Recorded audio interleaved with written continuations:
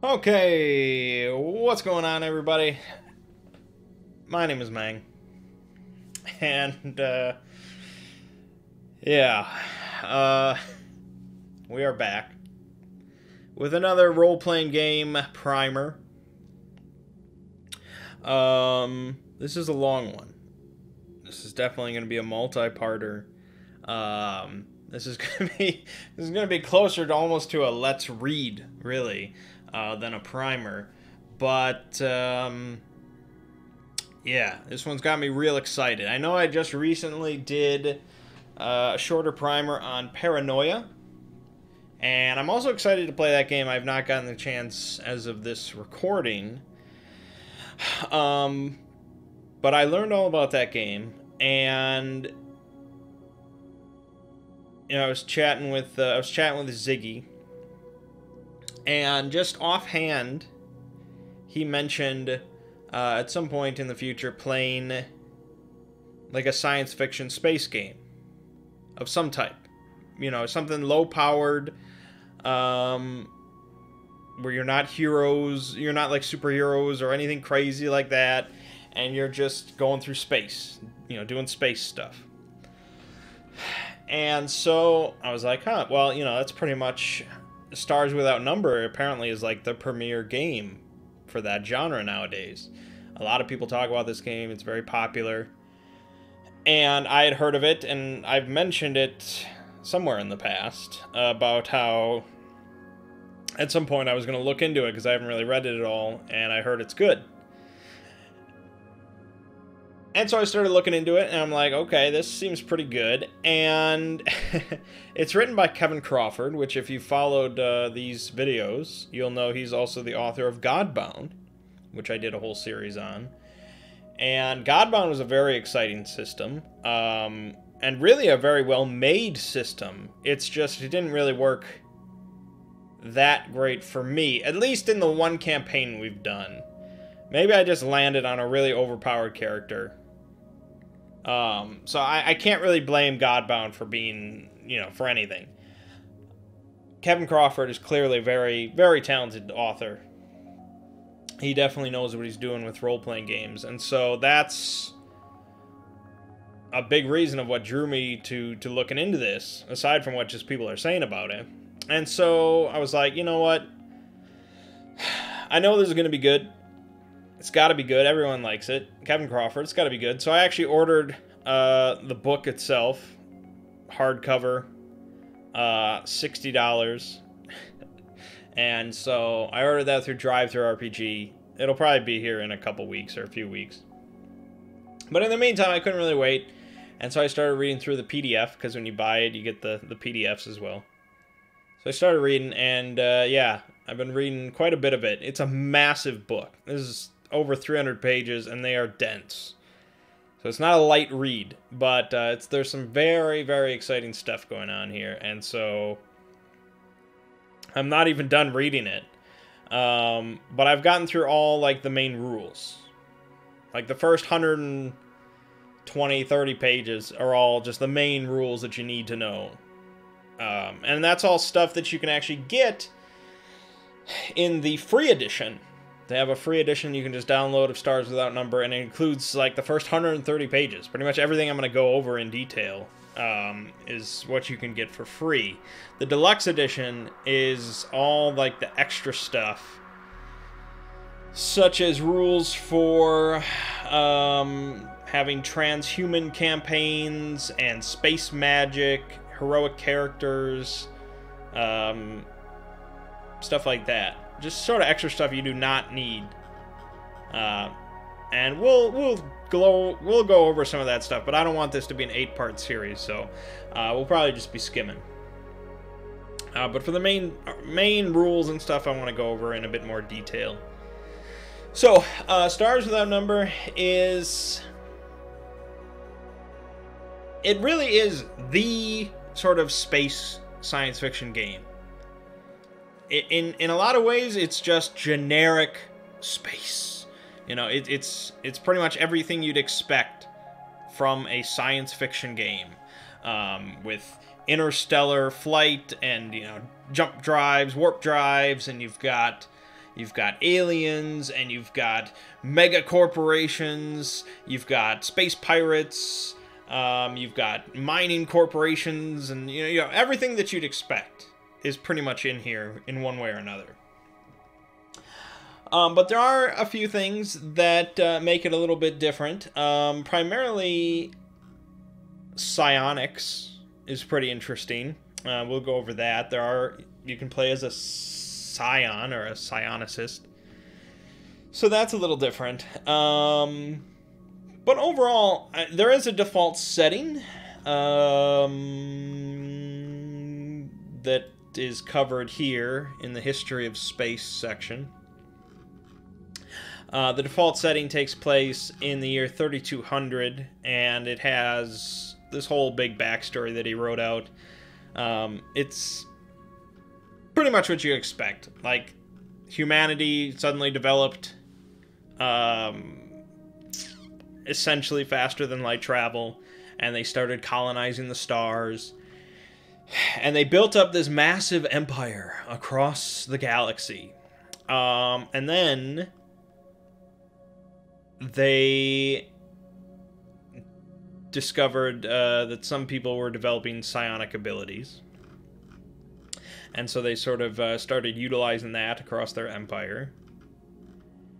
And then there was a big event known as the Scream, which caused pretty much every scion across the galaxy to either die instantly or go madly insane. And so that was a really big blow to the entire galaxy, because they were really utilizing those scions for all sorts of different things. They were a big part of society, and so for them to all suddenly just be gone in one way or another was a problem. And so it really did a number on the galaxy and all of humanity's colonization efforts.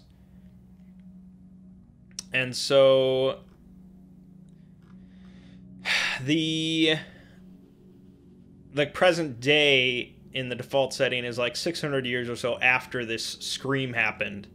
And so people have just recently really started re-industrialization and recolonization, and more and more ships are starting to pop up, and it's really like almost a new age of discovery and industry and colonization.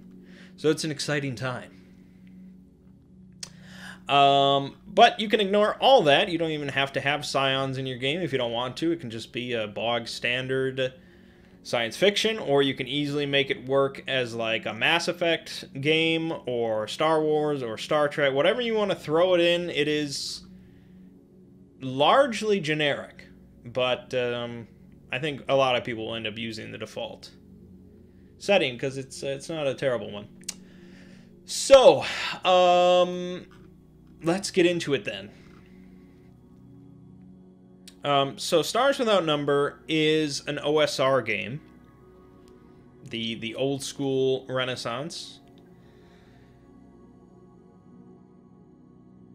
which means mechanically it can work with all the other OSR games. So if you want to use like enemies from Godbound in Stars Without Number, you can easily do so. I think he was maybe even working on something that would be like a connection between the two. I don't remember, but if you want to use a dragon from Labyrinth Lord or something like that, you want to just throw that on a planet, it's very easy to do so because all these OSR games share a lot of the same mechanics, like in their base form. So yeah, armor class is pretty universal, and hit dice and things like that. So your ship in this game, you know, your spaceship has armor class and has HP and things like that. So yes, if you want to have a big fight between your ship and a dragon, the rules accommodate that pretty well. So that's very nice. It's very nice to have that sort of ubiquity. So here's what players need to know. Character is an adventure in the year 3200. a dweller among the scattered worlds of a great human diaspora. For whatever reason, he or she has decided to leave their old life behind and take up a starfaring existence, daring perils and seeking new frontiers in search of glory, riches, or their own personal ambitions. So, there are... We'll get to tech levels later. But basically, there's a lot of different types of planets out there. A massive amount of different types of planet.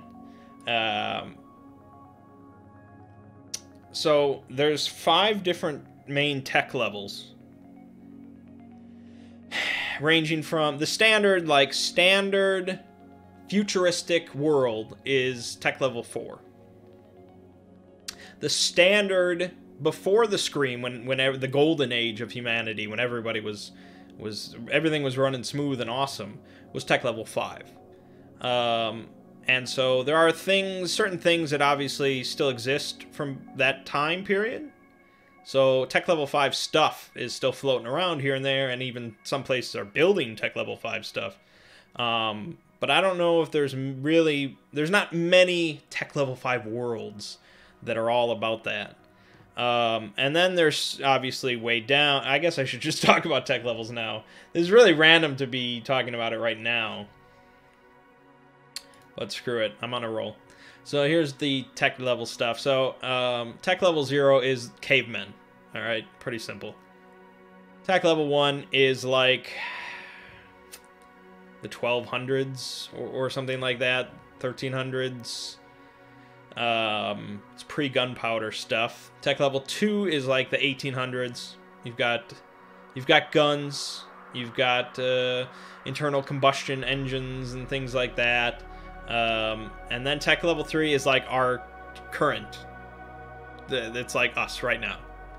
You got nuclear weapons, you've got computers, you got cell phones, and you have a very primitive space flight that works within a solar system. Leaving a solar system, just that they are not ready for that. At least not like a manned expedition or anything close to it. Then, like I said, tech level 4 is the standard. It's the baseline. So they've got interstellar spaceships, gravity control, some AI stuff going on, genetic manipulation. It's what you'd expect from a baseline sci-fi world. Tech level 5 is where you start getting really sophisticated stuff. True AIs, inexhaustible internal power sources, force fields, nanotechnology, functional immortality treatments. And then stuff even beyond that, like really nobody is making this right now. Pre-Tech Plus, no one's making this. But there might be some very, very rare artifacts, basically adventure hooks and things like that might be even beyond that, and they're basically just magical shit. So that's tech level stuff. So what I was showing you a little bit before, the world tags, yeah, so let me summarize. This is a sandbox game, completely. This is meant to be a 100% sandbox game, to the point of there's practically no, like, pre-written adventures for Stars Without Number. There's one pre-written one that was written for the first edition that I haven't looked at because this is the revised edition. And then I found one written by, like, a fan, just written up, that's meant to introduce people to the system. And I actually I'm going to run it for the crew. But really, this is just a sandbox system where you have a sector. You have a sector of a galaxy that might have... It might have like 60 planets in this sector. You know, it's got like 30 different like solar systems in it. And all these different little planets and moons and suns and features and stuff like that. Like refining stations and blah, blah, blah, blah, blah. And you just sort of make this sector beforehand. using, you know, these random generators. Really, I would point you towards a website called Sectors Without Number, which is literally just like one button, and it does all of this for you, and it just gives you a map of a whole sector, and all these things are filled out already. If you really want, you can do all the rolling yourself and build it yourself, but it looks like a really nice website. And so you pretty much just throw the players into this sector on a planet or something. You know, you might have like an opening adventure to get things started.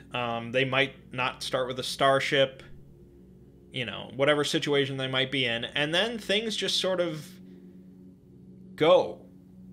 You know, you might have a really good idea of what the players are going to do, you know, this session or next session, or, you know, in their current situation, what's likely to happen, but it's really not meant for you to have a big story. It is just a galaxy that they can do, you know, whatever they want, pretty much. And so you've got all these planets and features in place that are there to really give you inspiration for sessions and for adventures and things like that. But yeah, it is a sandbox game. Okay. And that's why your character should be motivated to act and to act as part of a group. So your character should have a goal, such as becoming the greatest pilot in the sector, or blah blah blah. This will to act is especially crucial in Stars Without Number because this game is designed to support a sandbox style of gaming. Unlike many other games that encourage the development of a particular story or the playing out of a specific plotline, Stars Without Number presents an entire interstellar sector to your characters and invites you to choose for yourself how to experience it. Stories will arise based on what your characters do and how they respond to the adventure situations provided by the GM. Yeah, so be prepared. That doesn't... I was going to say it doesn't work for everyone, but really, not everyone is prepared for that. People that have just known very railroady, linear role-playing sessions might not just be prepared to be thrown into a sandbox. You know, they'll just freeze up, and you'll just have a whole session of just indecision. But if you're ready to go and you understand the world of possibilities, it's a pretty exciting concept. Alright, so character generation. Here you have a glimpse of the character sheet, which is pretty detailed. There's a lot of stuff going on here, but it's not that complicated of a game. You have attributes. These are your traditional OSR, D&D stuff. Strength, dexterity, constitution, intelligence, wisdom, and charisma.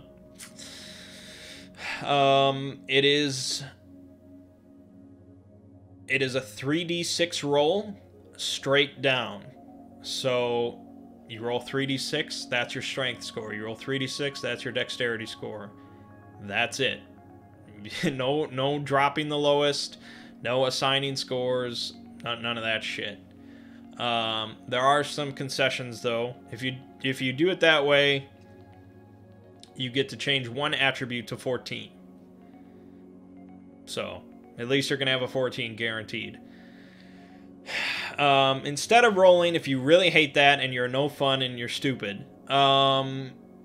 you can do an array. So you have a 14, 12, 11, 10, 9, and 7. And those are your starting stats. Don't do that. So then you get a modifier based on your attribute score. This is a little bit more crunched than D&D is. So having a 3 is only a -2 modifier, but an 18 is a +2 modifier. So it's a smaller distribution, I guess. Then you have skills. Skills range from level 0 to level 4. But at the start, for a lot of skills, you're going to have not even level 0 in them. A starting character will really only be skilled in, like, 2 to 4 things. And And really only one of those is going to be at, like, level 2. So you're really only going to be good at, like, one single thing. And you're going to be shit at a lot of stuff. You are meant to be just an inexperienced fish. Or whatever, I don't know. Here is the skill list. So there's I don't know, 15, 16, I don't know, something like that. This is just the standard list. You can alter this. You can throw in different skills depending on what setting you're using or something like that. You might have need for an additional skill. I don't know, you might need the magic skill or something like that. But yes, most of them are pretty self-explanatory. I really don't need to go down the whole list. Combat skills, you've got punch, which is unarmed, shoot, which is using throwing weapons or ranged weapons, and then stab is all melee weapons. But then you also have exert, which is any sort of physical exertion thing that you're doing.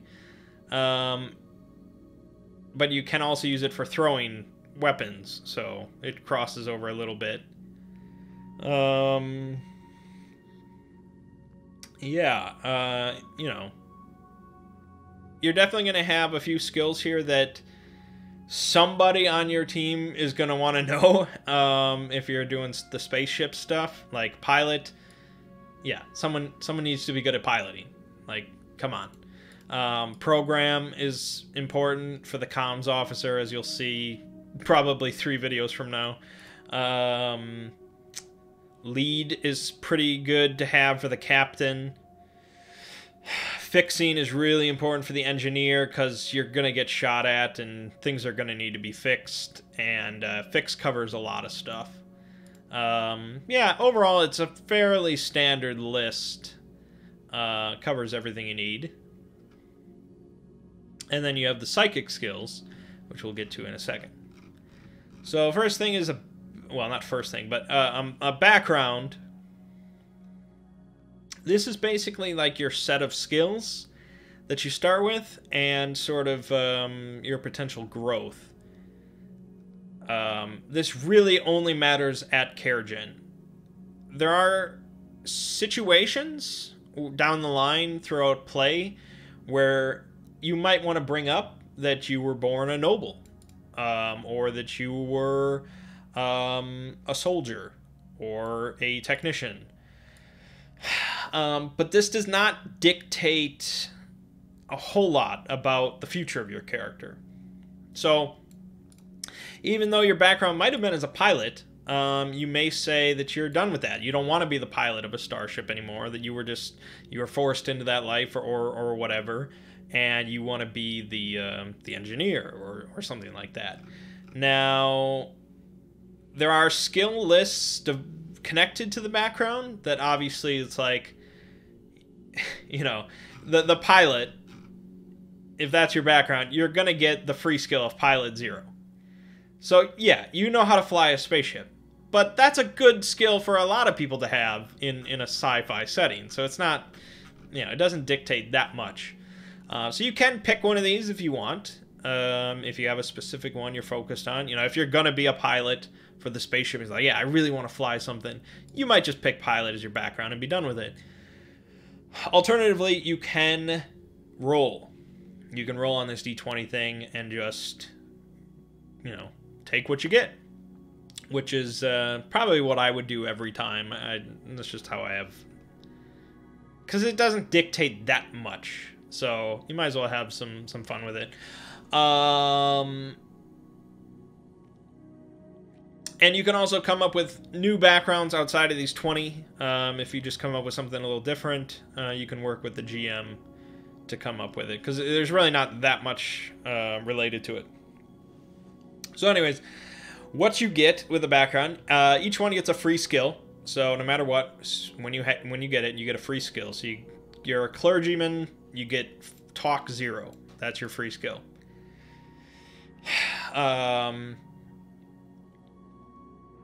having 0 sounds really bad, but 0 is a lot better than having nothing in a skill. Because when you attempt a skill that you don't have any point in, for one, the GM might just say you can't. You have no knowledge of how to do this.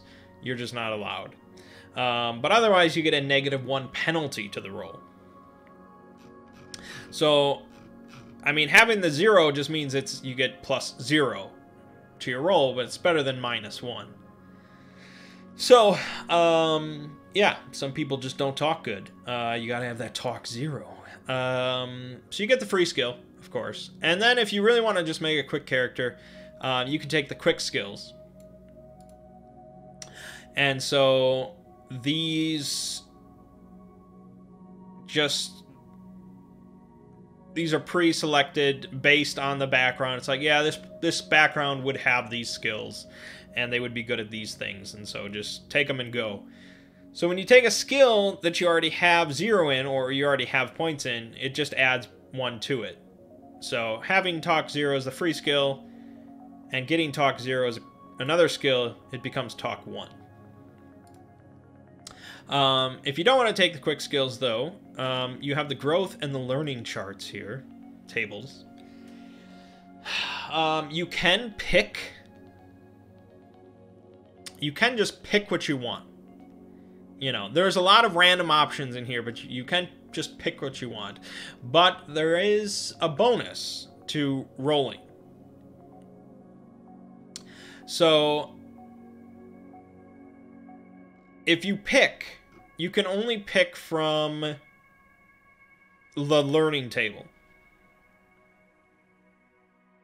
This right side table here. You can only pick from those if you want to pick. You get 2 picks. I think there's a limit to how... Maybe not.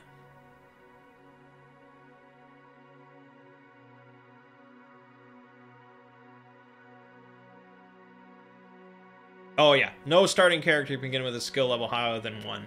So, even though there's 2 talks listed here, you cannot start with talk 2, or you cannot start with anything with 2.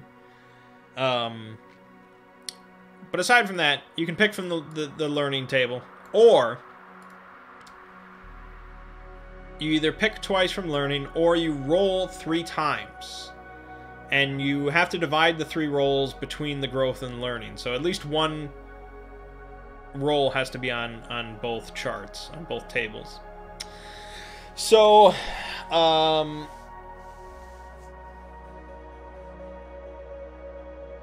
the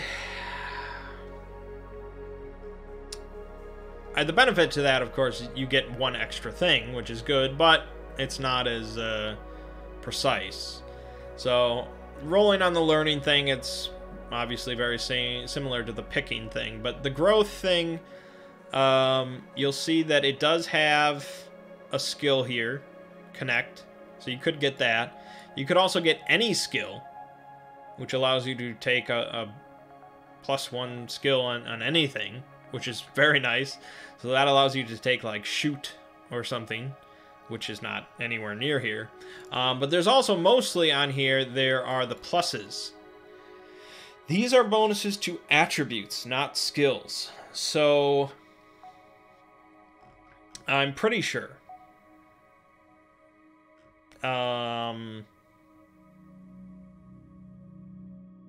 Yeah, it's attributes.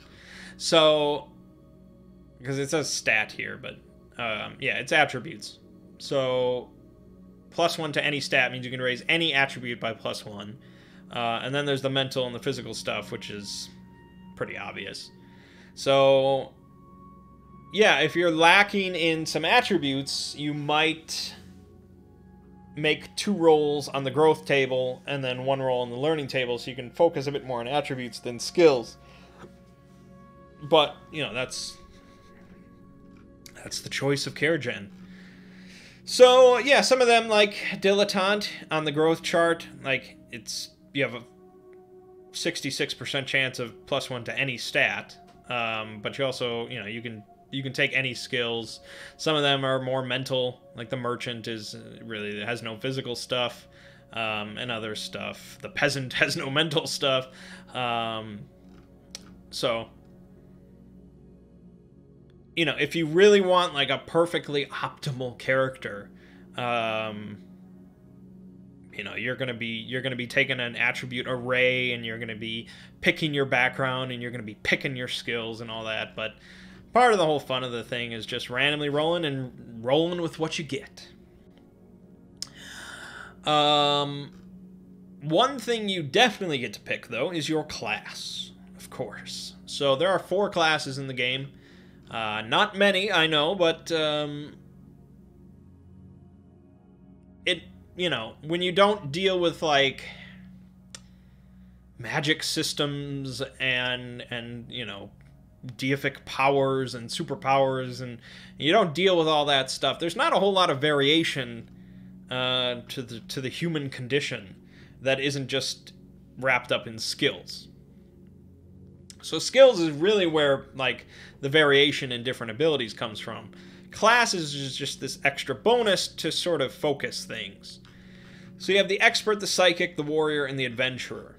We'll get to the psychic last. The expert is like, they are your doctors and technicians and pilots. You know, somebody that's really good at one specific thing.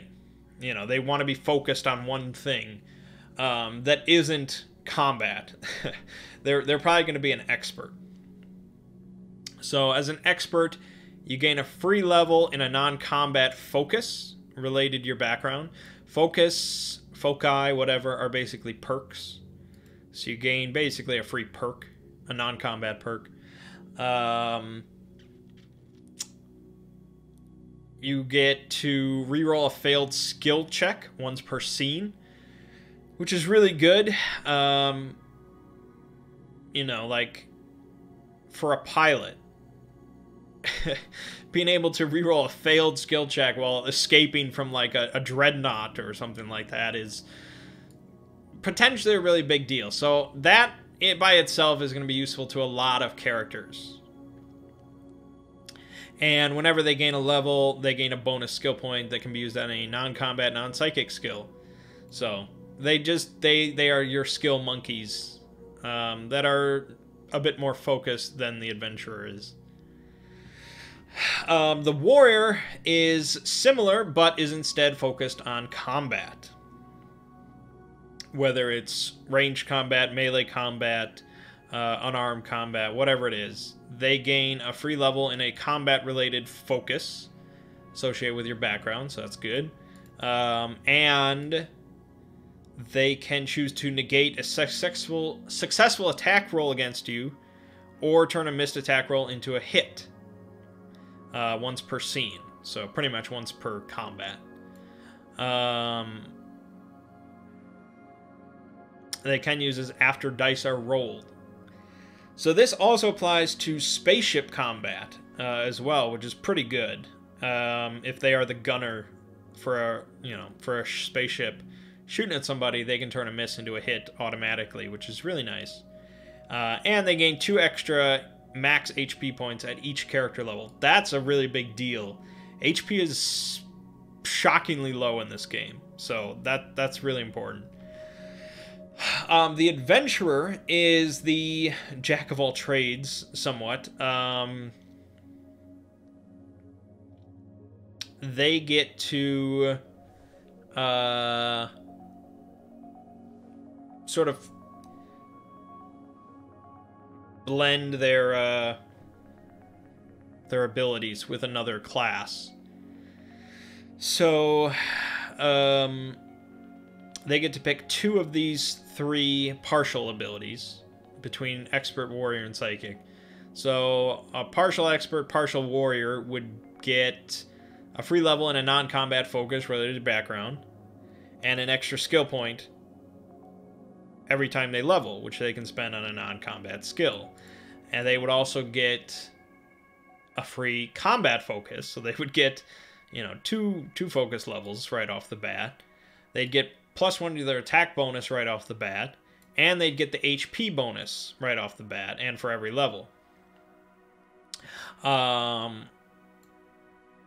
So for someone that's not exactly sure what they want to do, they just want to be useful all around, the adventurer could be very good. And they can also be partial psychic, which allows them to become a restricted scion or whatever. And so they get some psychic abilities. But yeah, let's talk about psychics.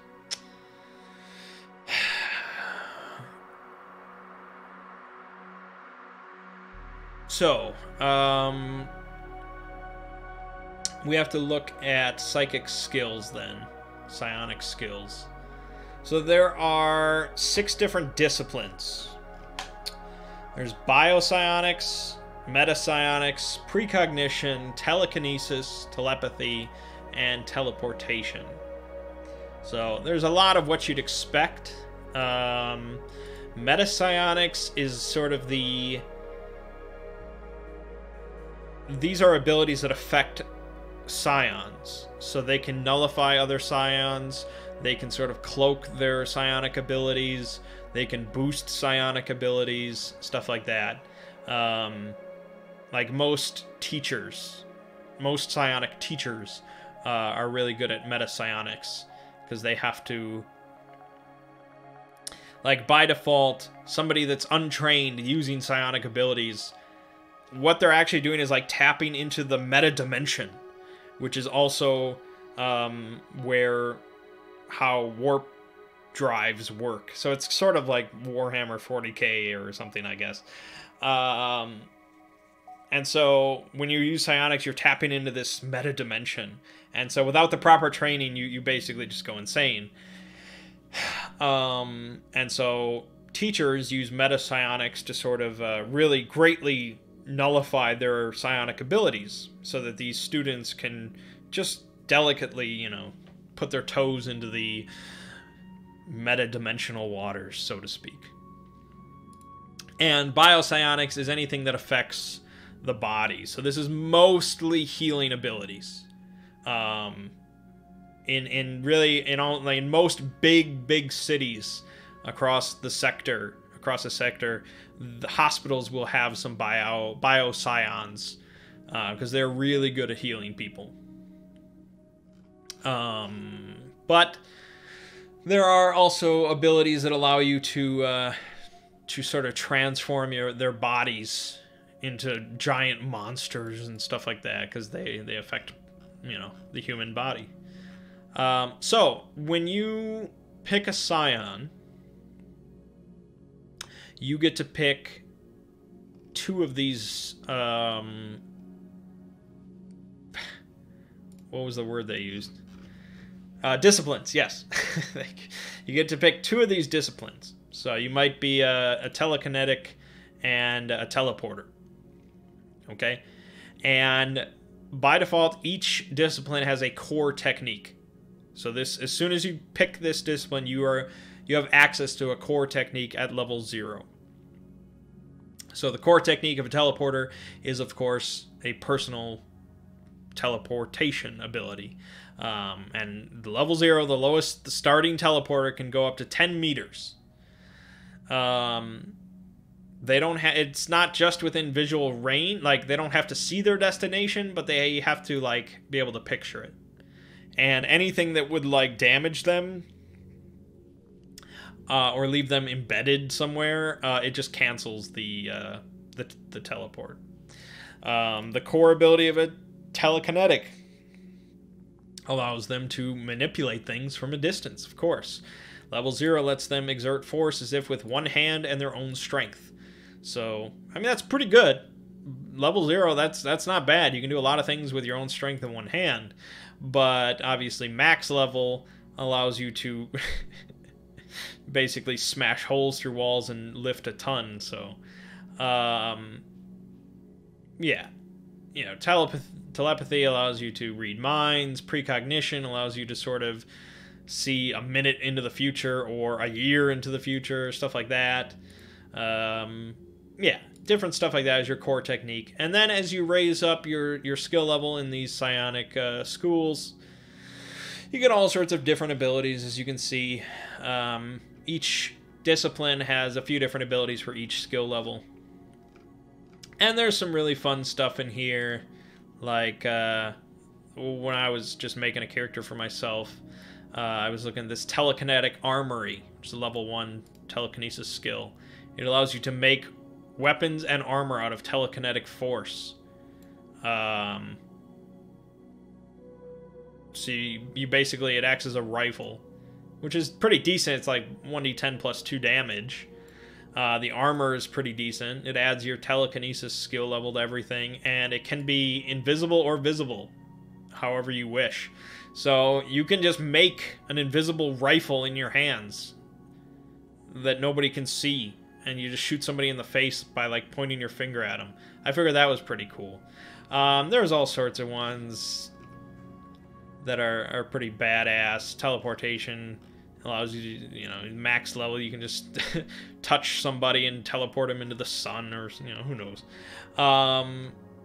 So yeah, I don't want to really go into too much details here, but if you pick the Psychic class, you are an unrestricted Scion. So you have access to any psychic discipline. So down the line, as you gain levels, you can branch out into all 6 psychic disciplines, if you so chose. If you are an adventurer who is a partial psychic, you're what's known as a restricted Scion. And so you pick one psychic discipline, and that's all you get. You can improve that discipline down the line as much as you want, but you can't branch out into any other one. So for a lot of people, that might be okay. All they want to do is just use telekinesis. That's it. And so being an adventurer that takes the partial psychic and a partial expert or something, you're fine.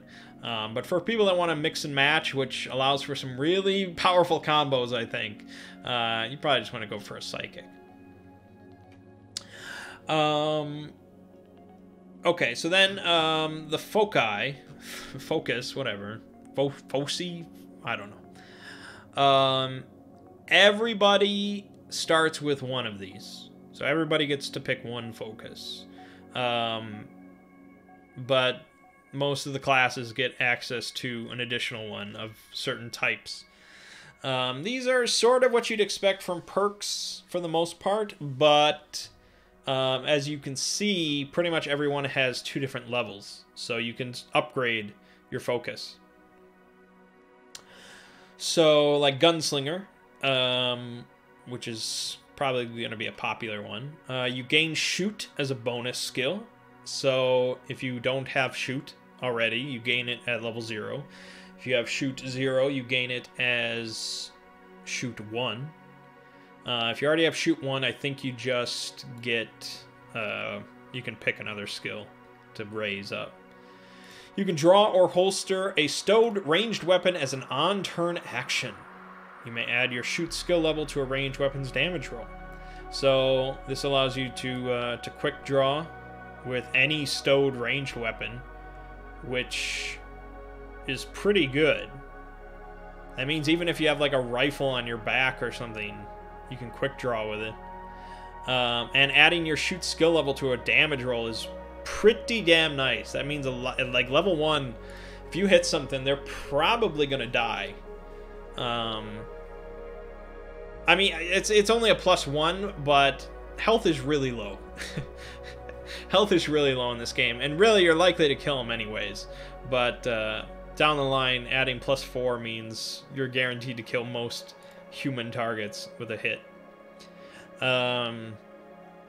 Level 2 of Gunslinger, then, once per round, you can reload a ranged weapon as an on-turn action, if it takes no more than 1 round to reload. So this means you can basically do like a Roland and just insta-reload, because an on-turn action, you can do pretty much as many of those as the GM allows. So that's not your main action. So you can reload your pistol and shoot it the same turn. So it's really good. And even on a miss with a shoot attack, you do an unmodified 1d4 damage. Which is pretty funny, because it's like, a lot of people, a lot of just civilians or whatever, are going to have like 2 to 4 HP, meaning you could just sort of like, just wave your gun behind you and fire and you'll kill somebody, guaranteed. So yeah, there's all sorts of stuff like this that certain characters are just absolutely gonna pick. You know, like the person that if you're a hacker, you're gonna pick hacker. If you're a sniper, you're gonna pick sniper. So it's stuff like that. There's probably a supplement somewhere that adds a bunch more, but there's not a tremendously huge list here. But there's pretty much something for everybody, I think. If you're a psychic training is really good.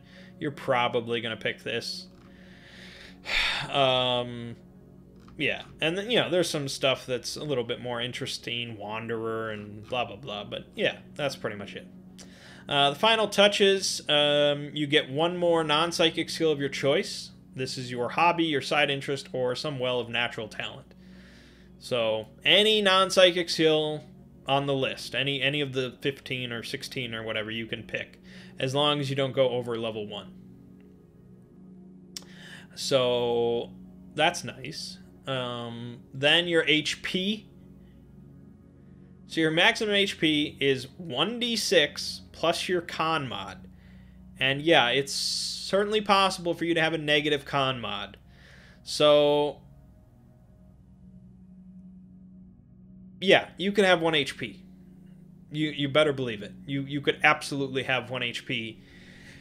But even, you know, having 4 HP is not that big of a difference. Most things that'll kill a 1 HP person are going to kill a 4 HP person.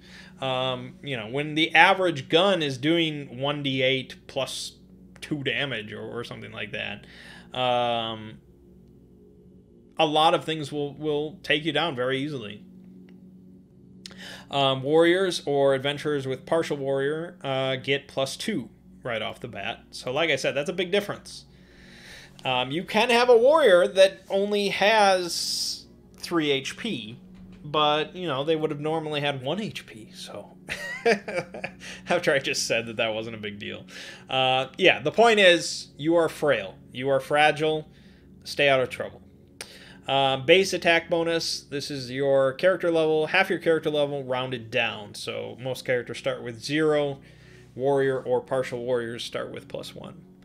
This is what you add when you're trying to hit something with a d20. So it's +0 or +1. It's not a huge difference, but it builds up over time. Then your saving throws. This is very similar to Godbound. It is 15 minus a different attribute. So physical is strength or con mod, mental is wisdom or charisma mod, evasion is dex or intelligence mod. So most characters are going to have like 14, 15, or 16 for their saving throws. And pretty much every level it's going to go down by 1. So at level 1, yeah, you're going to fail most rolls for your saving throws. Since you roll a d20 and you're trying to equal or roll higher than your saving throw. So you pretty much only have a 25% chance at level 1. Then there's equipment. You can take an equipment package, which is listed here for different archetypes. You've got your barbarians, your medics, hackers, soldiers, gunslingers. They give different weapons or no weapons, different gear, rations, anything they might need that would really be applicable. And some have a bunch of credits left over. Or you can just roll 2d6 times 100, and that's how many credits you have to purchase your gear. Again, it's sort of like, here's a guaranteed list. I don't have to worry that I'm going to get, 200 credits to buy stuff. I can pick the soldier route and get a combat rifle and body armor, ammo, and have 100 credits left over. So, again, if you like rolling, do it. Otherwise, there's the equipment packages. And they list the damage and AC for you, which is pretty nice. We won't quite get to equipment in this video. But yeah, you can look at the damage values, like a laser pistol, which is going to be a very common weapon on the average sci-fi world, tech level 4 world, does 1d6 damage.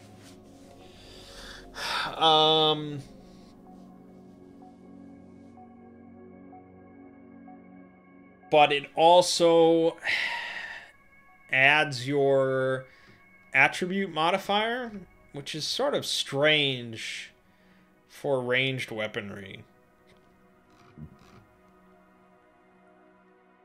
But yeah, I think that's how it works.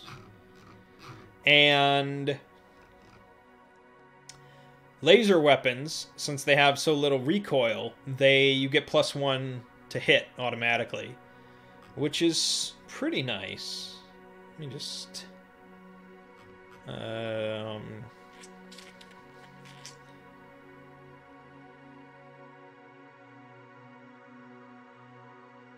yeah. Okay. That seems really strange, but I guess it has to do with sort of counting in your like accuracy for where you're hitting, but for most range weapons, it's your dex mod, and you add your dex mod to the damage. So a laser pistol would do 1d6 +1 damage if you had a +1 dex mod. So anyways, where was I? So you have the laser pistol doing 1d6 +1 damage, or whatever their dex mod is. It might just be 1d6 damage. They get +1 to the hit because it's a laser weapon. And they also get to add their shoot modifier and their dex modifier to hit. And the base attack bonus. Now, for NPCs, I don't think you add all that. I think you just add, like, a simple modifier. But, you know, baseline 1d6 damage. You have 1d6 HP, pretty much. I mean, your con modifier might influence things. You might be a warrior and have better odds. But most characters starting out are going to have 1d6 health. So, the most common weapon in the most common setting does 1d6 damage. You're going to be put down in one hit. Even if you start somewhere more primitive, you know, this barbarian, the spear does 1d6 damage, +1. So, no matter where you are, there's going to be something that could very, very easily kill you. If you go up against somebody more armed, with like a combat rifle, that's 1d12 damage. You're fucking toast. Armor influences your armor class. So it makes you harder to hit, which is, of course, an abstraction. But it doesn't decrease the damage at all. So, yeah, the point is, you're very fragile starting out, and even later on, even if you're a warrior at, like, level 7, you're not going to be just shrugging off bullets all the time. You know, if there's a squad of soldiers coming at you, they will put you down. This is a low-powered game. Despite having nuclear missiles available to purchase on the open market, if that's what you want, you know, all sorts of crazy singularity guns and planet destroyers and just crazy shit, it is ultimately a low-power game, and you are human. You are fragile. I think we'll leave it off here. There's rules here for quick care gen. Where everything is just quickly rolled. The class, the background, psychic skills can be rolled real quick. Bonus skills can be rolled real quick. You know, everything is just packaged up real quick. If you're playing at a convention or something like that, maybe you do that. But for us, it's all about that full care gen. Okay, so we'll leave it off here. Next time,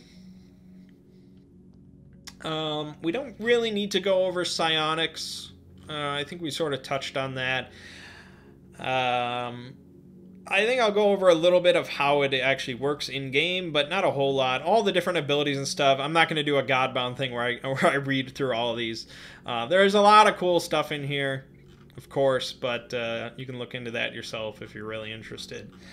So we'll touch on psionics a little bit, and then we will go into the main rules for combat rounds and skill checks and injury, hacking, leveling up, all that fun stuff. So it's going to be a rule-heavy one next time, but that's okay. They are good rules. Alrighty then. So, my name is Mang. This has been part 1 of the Stars Without Number primer, and I will see you fine folks in the next part.